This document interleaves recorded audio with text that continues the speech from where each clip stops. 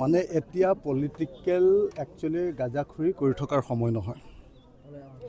আমাৰ নিজৰ যেটো সমষ্টি সবৰ সমষ্টি, মইতো ভাবো যে মোৰটো এটা সমষ্টি শিৱসাগৰ আৰু গৌৰৱ গগৈৰ 10টা সমষ্টি।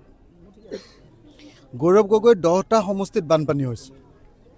মোতকৈ গৌৰৱ গগৈ বেছি সিৰিয়াছ হ'ব লাগে, মোতকৈ বেছিকৈ গৌৰৱ গগৈ বেছি কষ্ট কৰিব লাগে। কিন্তু যেনেকৈ মই দেখিছোঁ যে অসম চৰকাৰে হিমন্ত বিশ্ব শৰ্মাই এই মানুহখিনিক লৈ সিৰিয়াছ নহয়, তাতকৈ বেছি সিৰিয়াছ নহয় গৌৰৱ গগৈ ডাঙৰীয়া।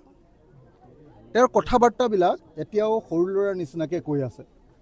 এইটো দুৰ্ভাগ্যজনক কথা। মানুহৰ ঘৰ দুৱাৰ ভাঙি শেষ। মই আপোনালোকে যেতিয়া প্ৰশ্নটো সুধিছে তেতিয়া মই অন্ততঃ 10টা ভাগি যোৱা ঘৰৰ মানুহৰ লগত, কান্দি থকা মানুহৰ লগত কথা পাতি ওলাই আহিছোঁ। সেই সময়ত যদি মোক আপোনালোকে গৌৰৱ গগৈৰ কথা সোধে, গৌৰৱ গগৈ কটাক্ষৰ কথা সোধে, তেতিয়াহ'লে মই ক'ব লাগিব যে এইবিলাক ৰাজনৈতিক কটাক্ষৰ কোনো অৰ্থ নাই যদিহে মানুহে মানুহৰ দুখ বুজি নাপায়। মই গৌৰৱ গগৈ আৰু একেলগতে হিমন্ত বিশ্ব শৰ্মা মানুহৰ দুখ আন্তৰিকভাৱে উপলব্ধি কৰিবৰ কাৰণে, বুজি পাবৰ কাৰণে, হৃদয়ত ভৰাই ল'বৰ কাৰণে আৰু সেইমতে মানুহৰ কাৰণে কাম কৰিবৰ কাৰণে আহ্বান জনাইছোঁ।